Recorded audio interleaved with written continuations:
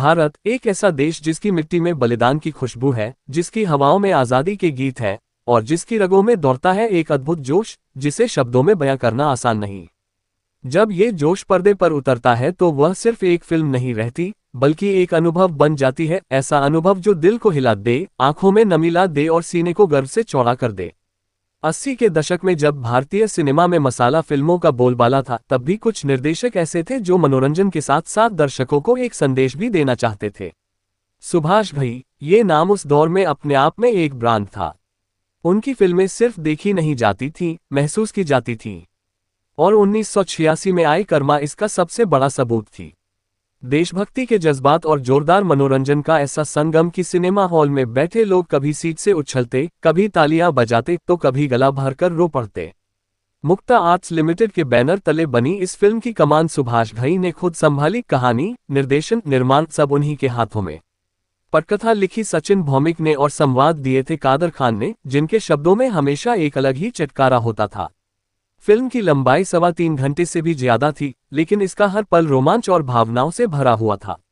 8 अगस्त 1986 को रिलीज हुई इस फिल्म ने जैसे ही पर्दे पर दस्तक दी, सिनेमाघरों में झंडे लहराने लगे, गाने बजने लगे और दर्शकों की आंखों में चमक आ गई। इसमें अभिनय के दिग्गजों का एक ऐसा संगम था जिसे देखकर लगता था मानो पूरी इंडस्ट्री एक ही फिल्म में उतर आए हो। दिलीप कुमार, नूतन, अनिल कपूर, जैकी श्रॉफ, नसीरुद्दीन शाह, श्रीदेवी, पूनम ढिल्लन, अनुपम खेर, शक्ति कपूर, दारा सिंह, टॉम अल्टर, बिंदु और भी कई नाम जिन्होंने अपने अपने अंदाज से कहानी को जीवंत कर दिया। फिल्म का संगीत भी किसी वरदान से कम नहीं था। लक्ष्मीकांत प्यारेलाल की जोड़ी ने वो धुनें रची जो आज भी सुनते ही दिल धड़कने लगता है। आनंद बख्शी के बोलों ने हर गाने को अमर कर दिया। 8 गीतों से सजी इस फिल्म का हर ट्रैक अपने आप में एक कहानी था। ऐ वतन तेरे लिए ने देशभक्ति का ऐसा अलख जगाया कि आज भी राष्ट्रीय अवसरों पर बजता है। मेरा कर्मा तू ने त्याग और कर्तव्य का संदेश दिया। ना जइयो परदेस में भावनाओं का दरिया था। सनम तेरे लिए में रोमांस की मिठास, देवदारू है सनम में पहाड़ी सौंदर्य और टाइटल सॉन्ग कर्मा में पूरी फिल्म का सार। इन गीतों को किशोर कुमार, महेंद्र कपूर, मनहर उदास, मोहम्मद अजीज, सुरेश वाडकर, सुखविंदर सिंह, अरुण बख्शी, दिलीप कुमार, कविता कृष्णमूर्ति और अनुराधा पौडवाल जैसी आवाजों ने अमर कर दिया। खास बात ये रही कि सनम तेरे लिए में खुद दिलीप कुमार ने भी गाया, जो उनके पूरे करियर में गाए गए गानों में से एक अनमोल रत्न है। फिल्म का बजट करीब 2.5 करोड़ रुपये था और इसने बॉक्स ऑफिस पर 7 करोड़ की ऐतिहासिक कमाई की। यह 1986 की सबसे ज्यादा कमाई करने वाली फिल्म बनी। दूसरे नंबर पर थी नगीना और तीसरे पर आखिरी रास्ता। इस सफलता की एक खास वजह थी कि ये दिलीप कुमार और सुभाष घई की जोड़ी की दूसरी फिल्म थी।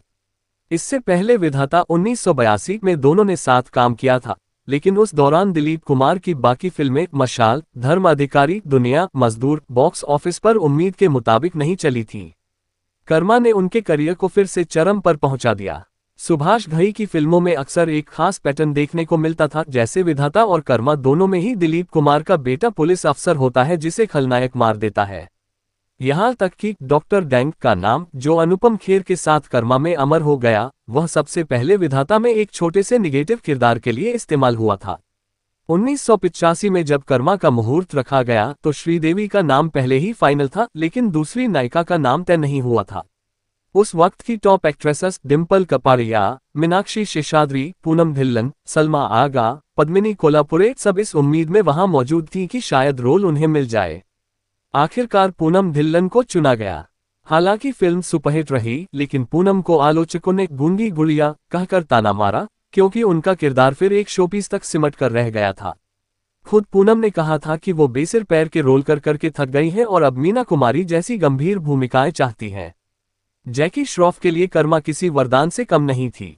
उनकी हीरो के बाद करियर की रफ्तार धीमी पड़ गई थी, लेकिन सुभाष घई ने उन्हें संभाला और सही सलाह दी।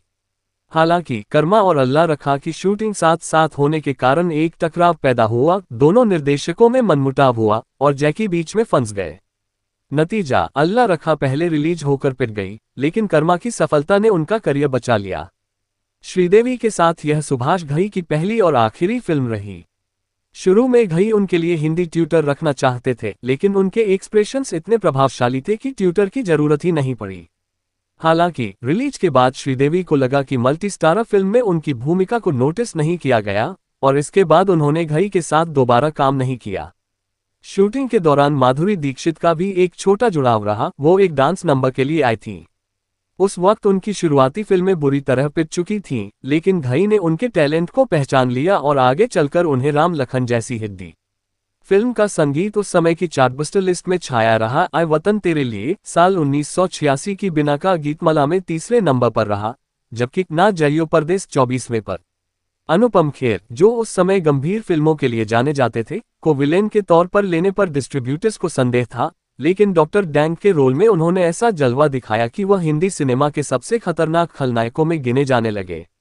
शूटिंग के दौरान एक मजेदार किस्सा भी जुड़ा। एक सीन में जैकी श्रॉफ को डायलॉग बोलते बोलते बार बार हंसी आ जाती थी, क्योंकि फ्रेम से बाहर खड़े अनिल कपूर उन्हें मुंह बनाकर चिढ़ा रहे थे। इससे दिलीप कुमार नाराज हो गए और सुभाष घई को बीच बचाव करना पड़ा। फिल्म के एक गाने पर सेंसर बोर्ड ने आपत्ति जताई और रेडियो पर बैन कर दिया। बोल बदलने के बाद ही उसे रिलीज की इजाजत मिली। ये पहली बार नहीं था। घई की विधाता और बाद में खलनायक के गीतों पर भी विवाद हुआ था। कथानक भले ही अलग था, लेकिन इसमें शोले का असर साफ दिखता था। नसीरुद्दीन शाह, जिन्होंने फिल्म में काम किया, ने इसकी आलोचना भी की, लेकिन बाद में स्वीकार किया कि कमर्शियल फिल्मों में काम करना जरूरी है, और फिर गुलामी, जलवा जैसी हिट फिल्मों का हिस्सा बने। इस तरह कर्मा सिर्फ एक फिल्म नहीं रही, बल्कि एक दौर का आईना बन गई, एक ऐसी कहानी जिसमें देशभक्ति, त्याग, बदला, प्रेम, दोस्ती और बलिदान सब कुछ था। ये फिल्म उन कुछ चुनिंदा कृतियों में शामिल है जिनके डायलॉग और गाने आने वाली पीढ़ियों तक गूंजते रहेंगे। और दोस्तों, ये थी 80 के दशक की वो लीजेंडरी फिल्म कर्मा, जिसने सिर्फ पर्दे पर ही नहीं बल्कि करोड़ों भारतीयों के दिलों में भी देशभक्ति का अलख जगाया। एक ऐसी फिल्म जिसमें दिलीप कुमार की गंभीरता, अनुपम खेर का खतरनाक रूप, अनिल कपूर और जैकी श्रॉफ का जज्बा, श्रीदेवी और पूनम ढिल्लन की खूबसूरती और लक्ष्मीकांत प्यारेलाल का अमर संगीत सब एक साथ मिलकर इतिहास रच गए। आज भी जब इसके गाने बजते हैं या डॉक्टर डैंग का नाम लिया जाता है, तो वो दौर आंखों के सामने घूमने लगता है। अगर आपको भी इस फिल्म की कहानी और इसके पीछे के किस्से सुनकर मजा आया, तो इस वीडियो को लाइक करना, अपने दोस्तों के साथ शेयर करना और चैनल को सब्सक्राइब करना बिल्कुल मत भूलना, ताकि हम आपके लिए इसी तरह सिनेमा के सुनहरे दौर की और भी अनसुनी कहानियां लेकर आते रहें। नीचे कमेंट में हमें जरूर बताएं कि कर्मा का आपका पसंदीदा सीन या गाना कौन सा है, और अगली बार आप किस फिल्म के बारे में सुनना चाहेंगे। मिलते हैं अगले वीडियो में।